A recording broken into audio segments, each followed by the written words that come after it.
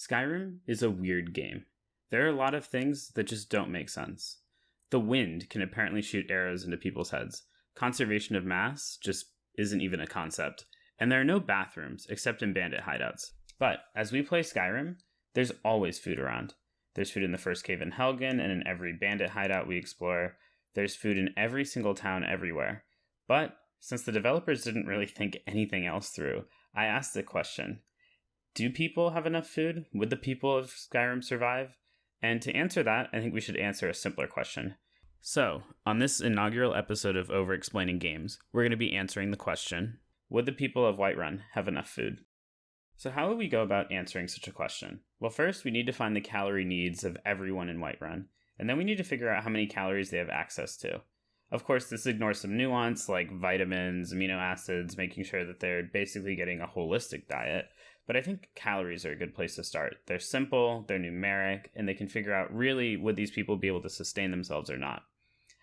Before we get started, all the math that I did was in a Google sheet, which will be linked in the description for anyone who wants to check it out. And let's look into it. Starting with calorie need, I want to basically say that I used very conservative calorie estimates. I used modern day calorie estimates, which are significantly lower than what people needed historically, especially people, say, about 1,000 years ago, which seems to be approximately the time frame that we're talking about with Skyrim. Obviously, it's a fantasy world, but we want to tie it to some realistic time period, and I think that's the most appropriate, 500 to 1,000 years ago. But we're using these conservative calorie estimates to basically give the devs as much of a benefit of doubt as we can. So to get started, I classified people in 4 different ways. There are children, the elderly, active, and inactive people. And these had 2,000, 2,000, 3,000, and 2,400 calories respectively.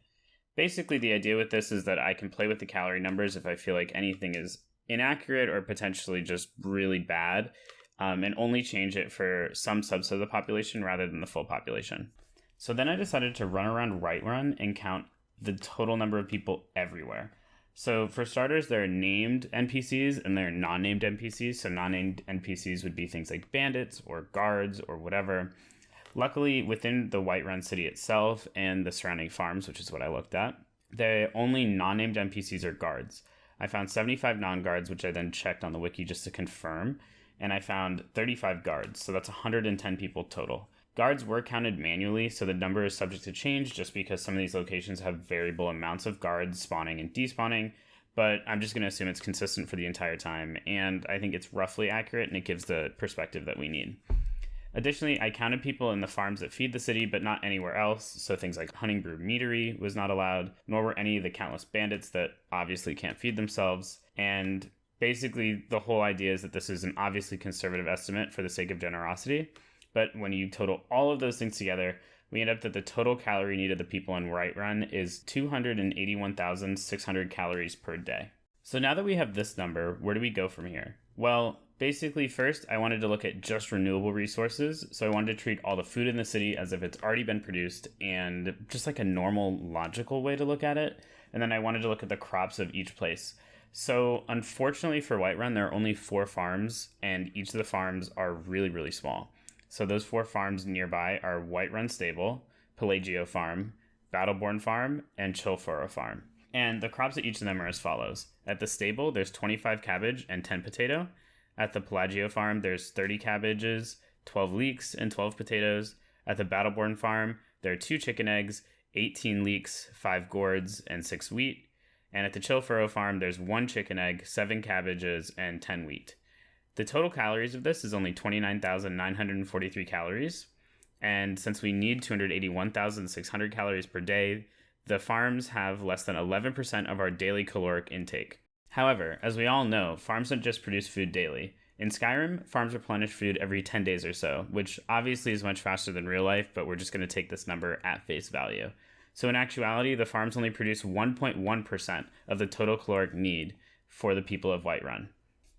The reason I wanted to show this first is to show how ridiculous the disparity is if you just assume real-world rules are what are at play in Skyrim. If we assume that the food is finite and that the food is made from farms, and even if we assume that the other 2 farms in Whiterun hold, Lemkil's Farm and Cowflop Farm, which are in Rorikstead, are used to support the city. There's just no possible way there's enough food. And even within the entirety of Skyrim, there's no way that any of the cities would be supported by the farms. And the reason is just that the farms are too small. In real life, you see farms that are massive, that are acres and acres large. And in Skyrim, the farms are extremely tiny. They only produce a few wheat, a few cabbage each time, and it's just not enough food. Luckily for us, our work here isn't done yet. Skyrim has magic. And if we assume that all the food magically replenishes every 10 days, which is exactly what happens in the gameplay, then we can potentially end up in a situation where, even though with real life logic it doesn't work, with the actual in-game logic itself, we could end up in a situation where these people can sustain themselves on the food provided. This also has the added benefit of this is exactly what you would experience in the game. You go through and you ransack the city, you survive on the food, and then you need more food, and then you come back and you ransack the city again after 10 days. So it's exactly what the player character experiences in the game itself, and it doesn't need to assume any real-world logic. So, before we go any further, I want to explain how I counted the calories. So some of the items in the game have real-life counterparts. So for instance, carrots are 30 calories, red apples are 112, and for any of those, I just use a large version of the food item because in Skyrim, those items are very large and oftentimes larger than life. For some others, for example, I tried to find real-life analogs. So slaughterfish, for example, is compared to a serving of tilapia, whereas a long taffy treat is kind of the same as a fruit roll-up, so I just use the calories from those items. For some other items, they're only used as components of edible food. So for example, wheat is a component of flour, which is made into bread. So then from there, we're able to say bread is 1,000 calories. Bread is made from egg and flour, so you remove the egg calories and you just get the calories from flour. And then flour is made from 3 wheat, so you're able to divide it out and get the calories per wheat. And now we're left with meat and cheese. These are just the worst to work with, and the reason is that for a lot of the meat, there's just no real-life analog. So for horker meat or mammoth tusk, for example, unless you want to look into elephant tusks, I really don't think there's any way of doing it. And also the weight system in this game is wildly inconsistent. So in Skyrim, raw beef weighs 0.2. And then you can cook the raw beef to make cooked beef, and the cooked beef is 0.5. So there's somehow weight gets added in the process. It doesn't make sense. Because I'm going to be as generous as possible, I decided to take the raw beef and assume that that's a large steak. So it's a 16-ounce ribeye, essentially, or 1-pound ribeye. And then use the calories from a 1-pound ribeye and normalize it for weight. So for example, horker meat weighs 1, so therefore it has the same calories as 5 16-ounce ribeyes. And same for horse meat, and same for mammoths. Now, the only difference was the leg of goat, and the reason was I found a source for the number of calories in a goat leg, and I just used that. For cheese, I use the same thing. Both the cheese wheels weigh 2, so they weigh 10 pounds. They have 1645 calories per pound for goat cheese, so each wheel is 16,000 calories. For the Idar cheese, I use Roquefort cheese as the analog. That one has 1,831 calories per pound, so each wheel is 18,310 calories. For cheese, there is one additional thing. Each cheese comes in 3 varieties. There's the wedge, the wheel, and the sliced cheese. I assume that the sliced is 7/8 of a wheel, which means that the wedge is 1/8 of a wheel. That looks roughly accurate. There's also roughly the same number of wedges as slices, so changing this number doesn't change the calorie count too much for either type of cheese. So now that we know that, all we need to do is actually go and grab all the food, which I'm sure you've seen me do in the background footage, and then total up the total number of calories in all that food. So after pilfering the entire city along with all 4 farms that I included in the city, we end up getting only 1.78 million calories total, which, remember, we need 278,000 calories per day, and because it respawns every 10 days, we need 2.78 million calories. In other words, with these calories, we would need to respawn every 6.4 days about, which is not good enough. Unfortunately, using as generous of a weight-based system as possible, I think that this is the most we can reasonably get. And if we assume that all the calories are based on the weight, and we assume that in-game weight is correct, then these people are going to starve. Luckily for us, weight in Skyrim doesn't make any sense. Raw beef is 0.2 and cooked beef is 0.5, as I said before. Weight magically appears when you craft things, so conservation of mass is just not a concept. And the player character can hold at least 300 weight, which, if we use the weight that I calculated earlier, is 1,500 pounds, which is just infeasible, especially with the player character running around and fighting people. It doesn't make any sense. So in order to try to make it make more sense, what we're going to do next is keep the system we used for meat, using weight, but to try to use a more reasonable weight. So I'm actually going to use the cooked beef of 0.5 as a pound as opposed to 0.2. And then we're going to switch to a system for the cheese that uses the volume of the cheese wheel that I use by estimating, and then see if that changes anything.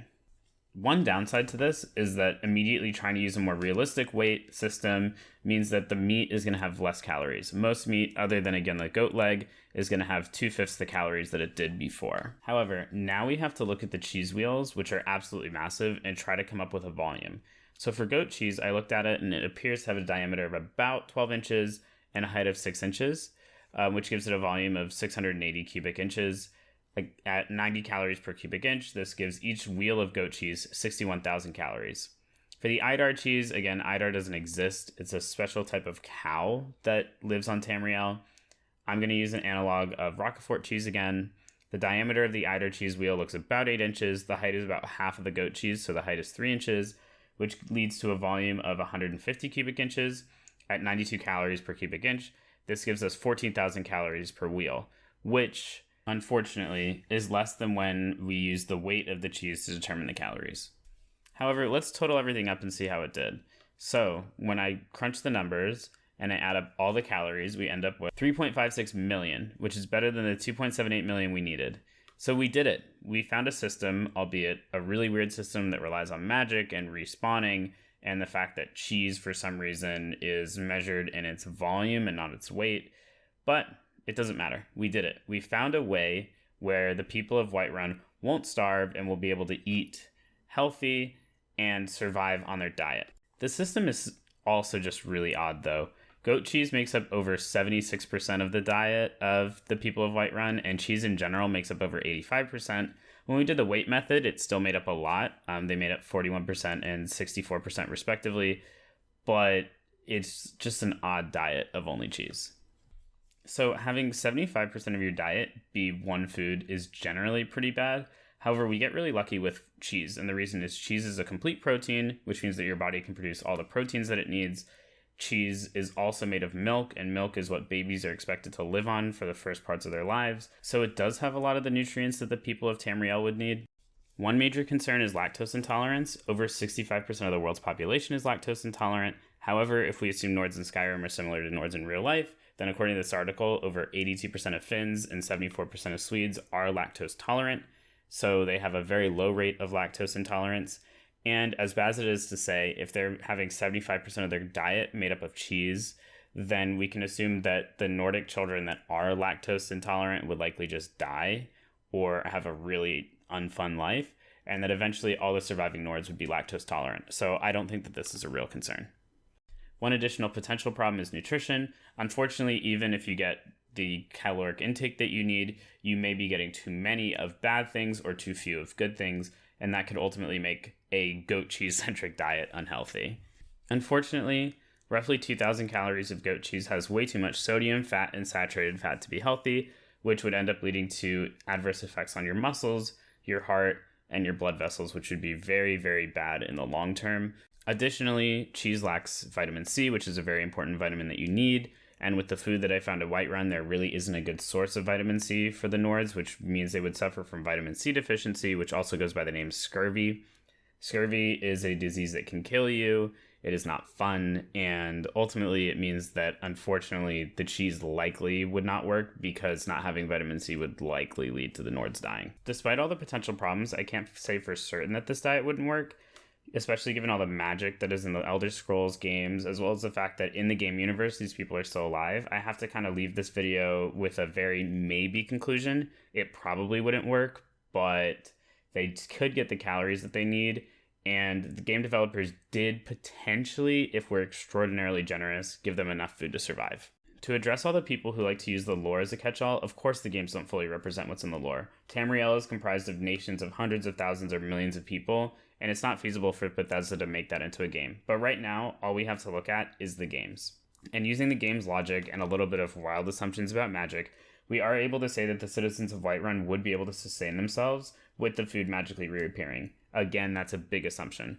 But I feel better using that as a catch-all because it's an actual game mechanic rather than the lore.